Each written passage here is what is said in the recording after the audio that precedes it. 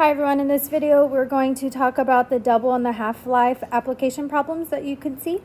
So we do have this formula where A is going to be the initial value that you start with, B is going to be the rate of growth or decay. So if it says it's doubling, then B is going to be 2. If it says that it's the half-life, then B is going to be 1/2. If it says triple, then it's going to be 3. N is going to be the time it takes to grow or decay. So it will say something like it takes 10 years to double, and so N would be 10. T is going to be after how many years, basically what are we trying to find after how many years. So in example 1, the half-life of uranium-232 is 74.8 years. How much of a 150 gram sample is present after 265 years? So our initial value A is going to be this 150 gram sample. Our rate of growth or decay, in this case, it is talking about the half-life, so that is going to be decay. And half-life means that our B value is going to be 1/2. N is going to be the time it takes to grow or decay. So that is, it lasts in the system for 74.8 years. So that is N.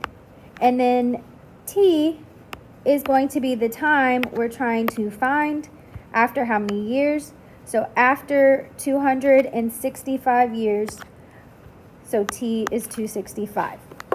So what we're going to do is we're going to plug this information into the formula. So we have 150 times the half-life, so half. You could use 0.5 if you wanted to. And our exponent is going to be 740. Oh, nope, sorry. It's going to be the 250 or 265 divided by 74.8. And so we would type this into our calculator to evaluate.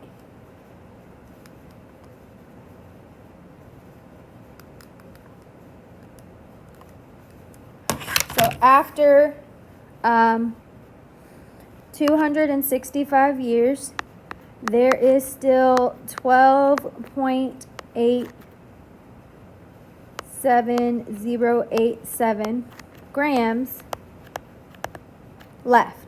So as far as rounding goes, round to whatever you are told to round to. So if we were told to round to the nearest gram, then that would be 12. So again, whatever the directions say, that's what you round to. Okay. And then the last example is a person invested $7,400 into an account growing at a rate allowing money to double every 3 years. How much, or 13 years, how much money would be in an account after 11 years to the nearest cent and then to the nearest dollar? So we're going to write our answer in 2 different ways. So the initial amount is what they invested, which is $7,400. So that is going to be A. Then it says that it's growing at a rate allowing the money to double. So double is going to be the B value, which equals 2.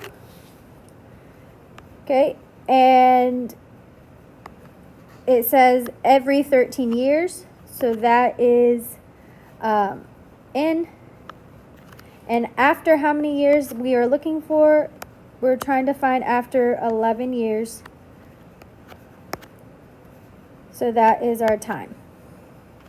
So we have Y equals 7,400 times our rate, which is 2. And then we have 11 divided by 13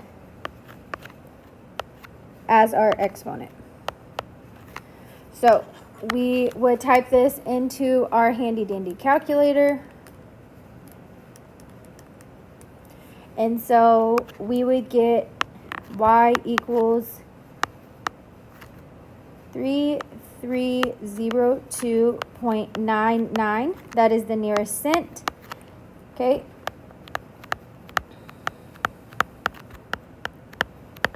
And then y equals, if we round to the nearest dollar,